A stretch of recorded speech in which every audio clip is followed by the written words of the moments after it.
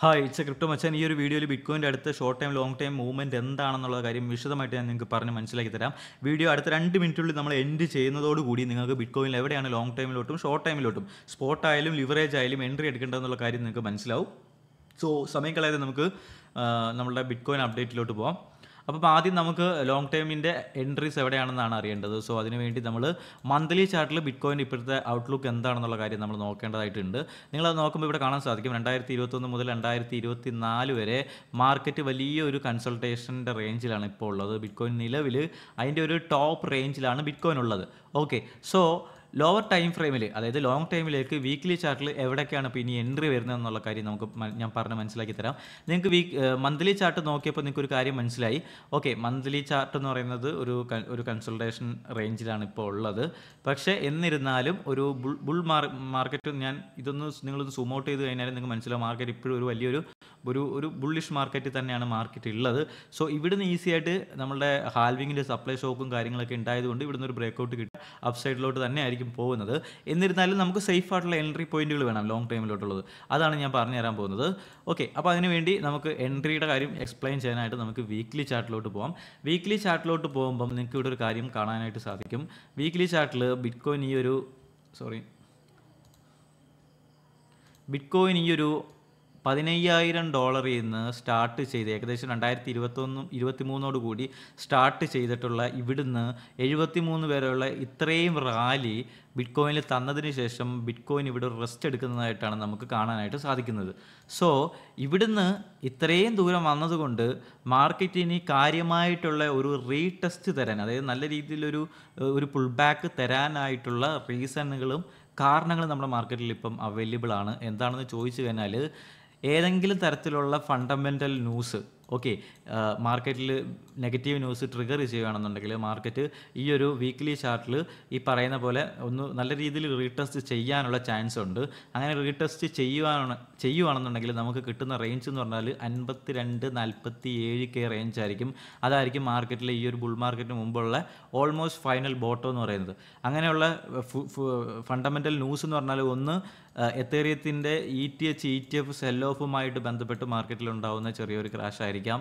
അതല്ലാന്നുണ്ടെങ്കിൽ നമ്മുടെ MTGOXൻ്റെ എക്സ്ചേഞ്ചിൻ്റെ റീഫണ്ടുമായിട്ട് ബന്ധപ്പെട്ട് ഇനി വരാൻ പോകുന്ന വാലറ്റ് മൂവ്മെൻറ്റ് മാർക്കറ്റിൽ ഈ ഒരു നെഗറ്റീവ് ഷെയ്ഡ് ട്രിഗർ ചെയ്യിപ്പിക്കാം. അങ്ങനെയാണെന്നുണ്ടെങ്കിൽ 52-47K എന്ന് പറയുന്ന ഈ റേഞ്ചിൻ്റെ ഇടയ്ക്ക് ലോങ് ടൈമിലോട്ട് നിങ്ങൾക്ക് ബിറ്റ്കോയിൻ അക്കുമുലേറ്റ് ചെയ്യാം.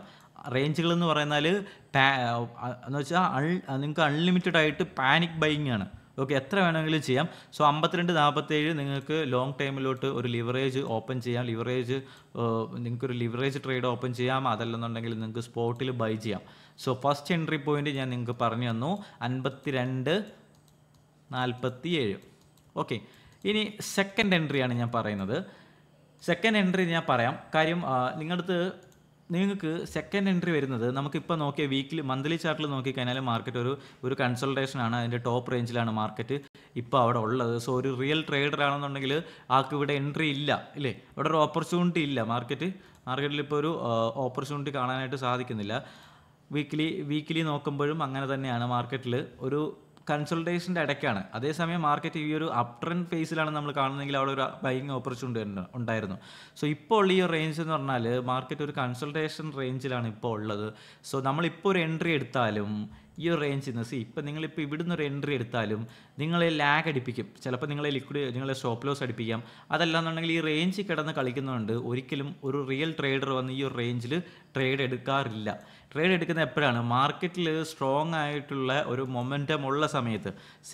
ഈ ഒരു ടൈമിൽ നിങ്ങൾ എൻട്രി എടുത്തായിരുന്നെങ്കിൽ നിങ്ങൾക്ക് നല്ല രീതിയിലുള്ള ട്രേഡ് ഓപ്പർച്യൂണിറ്റി ഉണ്ടായിരുന്നു. പക്ഷേ ഇപ്പോൾ നമ്മൾ ട്രേഡ് എടുത്താലുള്ള പ്രശ്നം എന്ന് പറഞ്ഞാൽ നമുക്ക് ഒരു ട്രേഡിൽ നമ്മളിപ്പോൾ ഒരു എൻട്രി ചെയ്ത് കഴിഞ്ഞാൽ ഒരു ദിവസത്തിനുള്ളിലോ മണിക്കൂറുകൾക്കുള്ളിലോ നമുക്ക് പ്രോഫിറ്റിൽ എക്സിറ്റ് ചെയ്യാൻ പറ്റണം. അല്ലെങ്കിൽ സ്റ്റോപ്പ് ലോസിൽ നമ്മുടെ റിസ്ക് റിവാർഡ് അനുസരിച്ച് നമുക്ക് എക്സിറ്റ് ചെയ്യാൻ പറ്റിയിരിക്കണം. അങ്ങനെ ഒരു ഓപ്പർച്യൂണിറ്റി മാർക്കറ്റിൽ കിട്ടും അപ്പ് ട്രെൻഡിൽ. പക്ഷേ സൈഡ് വേ മാർക്കറ്റിൽ നമുക്ക് അവിടെ ആ ഒരു ഓപ്പർച്യൂണിറ്റി കിട്ടത്തില്ല. എപ്പോഴും നമ്മൾ എൻട്രി ചെയ്താൽ നമ്മൾ അതിനകത്തൊരു ബാഗ് ഹോൾഡർ ആയിട്ട് അല്ലെങ്കിൽ നമ്മുടെ ലിവറേജിൽ വെറുതെ ഫണ്ടിങ് ഫീസും കൊടുത്ത് മണിക്കൂറുകളോളം നമ്മളിങ്ങനെ കാത്തിരിക്കണം. ചെയ്യിപ്പിക്കണം. ചിലപ്പോൾ ലിക്വിഡേറ്റ് ചെയ്യിപ്പിക്കും, അല്ലെങ്കിൽ സ്റ്റോപ്പ് ലോസ് അടിപ്പിക്കും, അങ്ങനെ പോകും. സോ ഒരിക്കലും ഈ ഒരു പോയിന്റിൽ നമുക്ക് എൻട്രി പോയിന്റ് വരുന്നില്ല. അതുകൊണ്ടാണ് ഞാൻ 52, 47 എന്ന് പറയുന്ന റേഞ്ചിൽ വാങ്ങിക്കാൻ പറഞ്ഞത്. ഒന്നാമത്തത്. രണ്ടാമത്തെ എൻട്രി ഏതാണെന്ന് പറയാൻ വേണ്ടിയാണ് ഞാൻ ഈ ഇൻട്രൊഡക്ഷൻ പോലെ ഇത് പറയുന്നത്. സോ ഇപ്പോൾ ഈ ഒരു റേഞ്ചിൽ എനിക്ക് നിങ്ങളുടെ അടുത്ത് ഒരിക്കലും ഇവിടുന്ന് വാങ്ങിക്കാൻ പറ്റത്തില്ല, ഇവിടുന്ന് വാങ്ങിക്കാൻ പറയാൻ പറ്റത്തില്ല. സോ ഈ ഒരു റേഞ്ചിൽ നിങ്ങൾക്ക് ഒരു റീടെസ്റ്റ് തരുന്ന സമയത്ത് നിങ്ങൾക്ക് ഞാൻ നേരത്തെ പറഞ്ഞ പോലെ ഒന്നാമത്തെ സിനാരിയോയിൽ ലോങ് ടേമിലോട്ട് എൻട്രി ചെയ്യാനായിട്ട് സാധിക്കും. രണ്ടാമത്തെ റേഞ്ച് എന്ന് പറഞ്ഞാൽ നിങ്ങൾക്ക് ഈ ഒരു 73,500 എന്ന് പറയുന്ന ഈ ഒരു സോണിൽ നിങ്ങൾക്ക് എന്ത് ചെയ്യാം, രണ്ടാമത്തെ സോണായിട്ട് പരിഗണിക്കാം. ഈ ഒരു 73,500 വീക്ക്ലി ചാർട്ടിൽ ഒരു ബ്രേക്കും ഒരു ക്ലോസും കിട്ടുകയാണെന്നുണ്ടെങ്കിൽ നിങ്ങൾക്ക് എൻട്രി ചെയ്യാവുന്നതാണ്. ഓക്കെ, വീക്ക്ലി ചാർട്ടിൽ നിങ്ങൾക്ക് ഇവിടെ ഒരു ബ്രേക്കൗട്ടും ഒരു ക്ലോസും കിട്ടുകയാണെന്നുണ്ടെങ്കിൽ നിങ്ങൾക്ക് എന്ത് ചെയ്യാം, എൻട്രി ചെയ്യാം ലോങ് ടൈമിലോട്ട്. ഓക്കെ, അപ്പം 73,500 ഒരു ബ്രേക്കും ക്ലോസും കിട്ടുവാണെങ്കിൽ ലോങ് ടൈമിലോട്ട് എൻട്രി ചെയ്യാം. അതുപോലെ തന്നെ 53,47 റേഞ്ചിൽ രണ്ടാമത്തെ എൻട്രി ചെയ്യാം. ഈ രണ്ട് ഓപ്പർച്യൂണിറ്റിയാണ് മാർക്കറ്റിൽ ഇപ്പോൾ ഉള്ളത്. സോ ഈ രണ്ടും നിങ്ങൾ ലെവലുകൾ ഓർത്ത് വെക്കുക. വൺസ് നിങ്ങൾ ഒരു കാര്യം മനസ്സിലാക്കുക, ഈ ഒരു 73,500 മുകളിൽ ഒരു വീക്ക്ലി ക്യാൻഡിൽ ക്ലോസ് കിട്ടി, അതിനുശേഷം ആഴ്ചകൾക്ക് ശേഷം അതിൻ്റെ വീക്ക്ലി ക്യാൻഡിൽ ക്ലോസ് കിട്ടി, അടുത്ത നെക്സ്റ്റ് വരുന്ന മന്തിൻ്റെ അതായത് മന്ത്ലി ചാർട്ടിൻ്റെ ക്ലോസ് ഈ ഒരു സെയിം റേഞ്ച്, അതായത് ഈ ഒരു 73,500 റേഞ്ചിന് മുകളിൽ അത്യാവശ്യം ഒരു വോളിയത്തോട് കൂടി ബ്രേക്ക് ഔട്ട് ആവുകയാണെന്നുണ്ടെങ്കിൽ ഞാൻ നേരത്തെ പറഞ്ഞ പോലെ, തുടക്കത്തിൽ പറഞ്ഞ പോലെ, നമ്മളുടെ ഹാൽവിങ്ങുമായി ബന്ധപ്പെട്ട് ഓരോ 4 വർഷവും ക്രിപ്റ്റോയിൽ നടക്കുന്ന വലിയൊരു ബുൾ മാർക്കറ്റിൻ്റെ ട്രിഗറിങ് ഈ ഒരു പോയിന്റിൽ വെച്ച് സംഭവിക്കുന്നതായിരിക്കും. മനസ്സിലായല്ലോ? അപ്പോൾ ആ കാര്യം മറക്കരുത്. അതുകൊണ്ടാണ് നമുക്ക് രണ്ട് സോണും വളരെ ഇമ്പോർട്ടൻ്റ് ആയിട്ടുള്ളതാണ്. ആ രണ്ട് സോണിലും നമ്മളുടെ ഓപ്പർച്യൂണിറ്റികൾ, നമ്മളുടെ വെടിമരുന്നുകൾ നമ്മൾ ഒളിപ്പിച്ചിട്ടിട്ടുണ്ട്. അതുകൊണ്ടാണ് രണ്ടും ഇമ്പോർട്ടൻ്റ്. ഒരു റിയൽ ട്രേഡറിന് ഈ രണ്ട് ഓപ്പർച്യൂണിറ്റി ഇപ്പോൾ മാർക്കറ്റിലുള്ളത്. ഒരിക്കലും എനിക്ക് അതുകൊണ്ട് നിങ്ങളുടെ അടുത്ത് ഇപ്പോൾ ഉള്ള ഈ ഒരു സൈഡ് വേ മാർക്കറ്റിൽ വീക്കിലി ലോങ് ടൈമിലോട്ട് ഇവിടെ വന്നിട്ട് ഒരിക്കലും എനിക്ക് ഇവിടെ ഒരു ഓപ്പർച്യൂണിറ്റി നിങ്ങൾക്ക് കാണിച്ചു തരാൻ പറ്റത്തില്ല. മനസ്സിലായോ? അപ്പോൾ നിങ്ങൾ ഇവിടെ എൻട്രി എടുക്കുകയാണെങ്കിൽ നിങ്ങൾ ലാഗ് ആവും, നിങ്ങൾ ബോറടിച്ച് നിങ്ങൾ മരിക്കും. അതുകൊണ്ടാണ്. ഓക്കെ, ന്യൂബീസ് വന്നിട്ട് ഞാൻ ശ്രദ്ധിക്കാറുണ്ട്, ഇവിടെ നിന്നൊക്കെ വെറുതെ എൻട്രി ചെയ്യും, അല്ലെങ്കിൽ ഈ വീക്ക്ലി ചാർട്ടിലെ മൈക്രോ ടൈം ഫ്രെയിമിൽ ഏതെങ്കിലും സൈഡ് വേയിൽ സപ്പോർട്ട് ഇട്ടാൽ ചാടി കയറും, എന്നിട്ട് അവിടെ ലാഗ് അടിച്ച് ഇരിക്കും, അല്ലെങ്കിൽ ഈ സൈഡ് വേയിലെ ഫേക്ക് ഔട്ടും ഒക്കെ കാരണം അവിടെ സ്റ്റോപ്പ് ലോസ് അടിച്ച് അവിടെ ഇരിക്കും. അപ്പോൾ അങ്ങനെ എടുക്കാതിരിക്കുക. ലോങ് ടൈമിലോട്ടുള്ള രണ്ട് ഓപ്പർച്യൂണിറ്റികൾ ഞാൻ ഓൾറെഡി നിങ്ങളത് പറഞ്ഞു കഴിഞ്ഞു. സോ നമുക്കിനി ഷോർട്ട് ടൈമിലോട്ടുള്ള വ്യൂ എന്താണെന്ന് നോക്കാം. ഷോർട്ട് ടൈം വ്യൂ പരിശോധിക്കാനായിട്ട് നമുക്ക് ഡെയിലി ചാർട്ടിലോട്ട് പോകാം. ഡെയിലി ചാർട്ടിലാണ് നമ്മൾ ഡയറക്ഷൻ നോക്കുന്നത്. അതിനുശേഷം 4 ഹവറിൽ നമ്മളെ എൻട്രി ഓപ്പർച്യൂണിറ്റികൾ ഞാൻ പറഞ്ഞുതരാം. ഡെയിലി ചാർട്ടിൽ നോക്കുകയാണെന്നുണ്ടെങ്കിൽ മാർക്കറ്റ് ഡെയിലി ചാർട്ടിലും ഒരു സൈഡ് വേ തന്നെയാണ്. മാർക്കറ്റ് ഒരു അക്യുമുലേഷൻ ഫേസിലാണ്. അങ്ങനെ പോകുന്നത് തന്നെ നല്ല കാര്യം തന്നെയാണ്. കാര്യം ഞാൻ നേരത്തെ പറഞ്ഞ പോലെ ബിറ്റ്കോയിന് ഒരു $15,000 നിന്ന് വന്നിട്ടുള്ള ഒരു ജേണി ഇവിടെ വെച്ച് നല്ല രീതിയിൽ അടുത്തൊരു ഫേസിലോട്ട്, അടുത്തൊരു മൂവ്മെൻറ്റിലോട്ട് പോകാൻ വേണ്ടി ഇവിടെ നിന്നുള്ളൊരു സ്ട്രോങ് അക്യുമുലേഷനാണ് ഇപ്പോൾ നടക്കുന്നത്. സോ നിങ്ങൾക്ക് ഡെയിലി ടൈം ഫ്രെയിമിൽ നോക്കുകയാണെങ്കിൽ ഓക്കെ, നമുക്ക് മനസ്സിലായി നമ്മളിപ്പോൾ ഒരു ഓക്കെ സൈഡ് വേ മാർക്കറ്റിലാണ് നമ്മളുള്ളത് എന്നുള്ള കാര്യം മനസ്സിലായി. സോ ഡെയിലി ചാർട്ടിലെ ഹയർ ടൈം ഫ്രെയിമിലെ ഡയറക്ഷൻ നമുക്ക് മനസ്സിലായി. അപ്പോൾ അതുകൊണ്ട് തന്നെ നമുക്കിനി 4 ഹവറിൽ എൻട്രി ഉണ്ടോ എന്ന് നോക്കാം.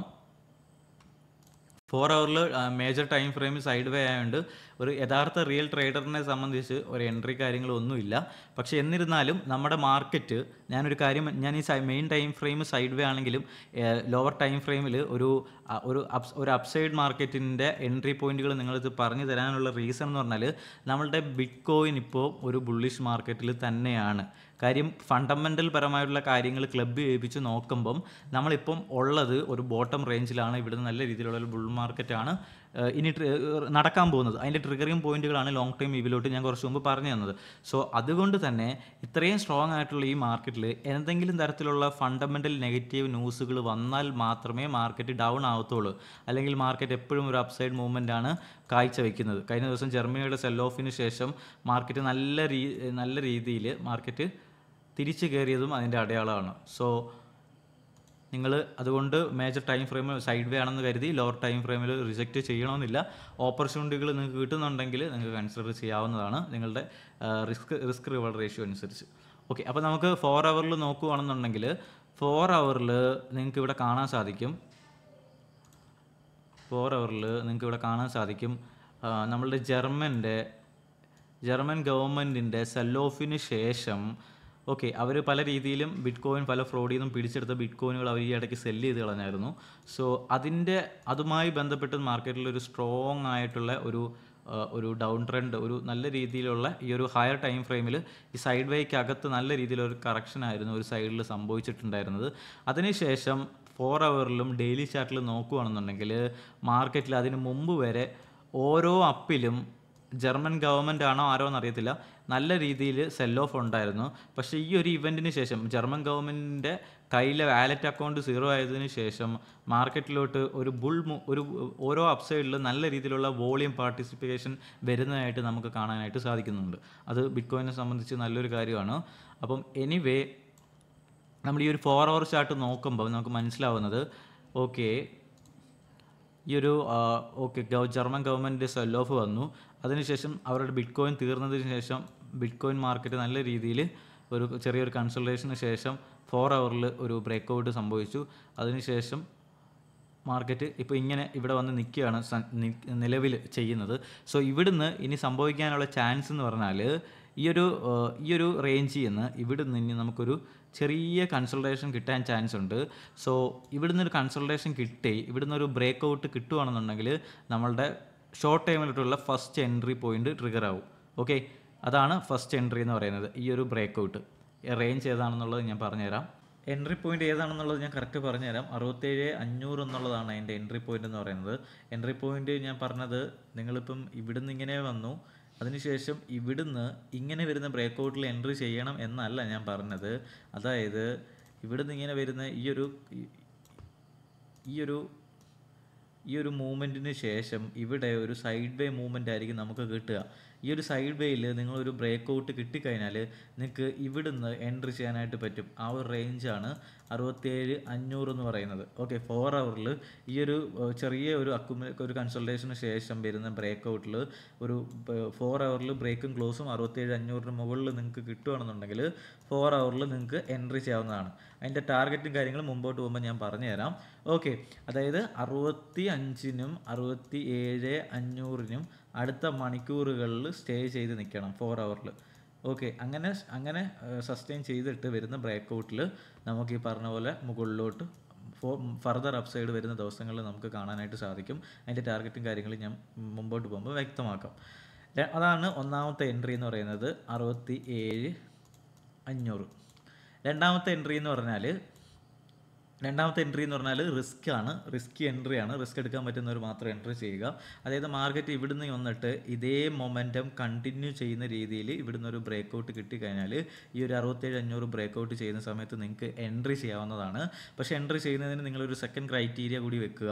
അതായത് ഇവിടുന്ന് ബ്രേക്ക് ഔട്ട് വരുന്ന സമയത്ത് ഈ ഒരു break out fake break out ആവാനുള്ള ചാൻസ് ഉണ്ട്. സോ അത് പരിശോധിക്കാനായിട്ട് നിങ്ങളിവിടെ വോളിയം നല്ല രീതിയിൽ ആ സമയത്ത് വരുന്നുണ്ടോ എന്ന് നോക്കുക.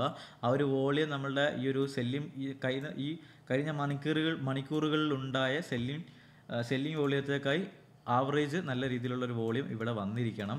സോ ഇങ്ങനൊരു മൂവ്മെൻറ്റ് വരുവാണെന്നുണ്ടെങ്കിൽ അത് ഈ വീഡിയോ ഇട്ട് കഴിഞ്ഞ് 3-4 മണിക്കൂറുകളിൽ തന്നെ ഉണ്ടാവേണ്ടതാണ്.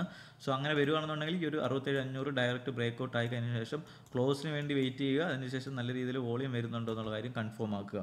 ഓക്കെ, എന്നാൽ മാത്രമേ നിങ്ങൾ എൻട്രി ചെയ്യാവൂ, അല്ലെങ്കിൽ ഫേക്ക് ഔട്ട് ആവാനുള്ള ചാൻസ് ഉണ്ട്. പക്ഷേ രണ്ടാമത്തെ എൻട്രി എപ്പോഴും ഒരു റിസ്കി എൻട്രി ആയിരിക്കും. ഫസ്റ്റ് എൻട്രി ആണ് എപ്പോഴും സേഫ് എന്ന് പറയുന്നത്.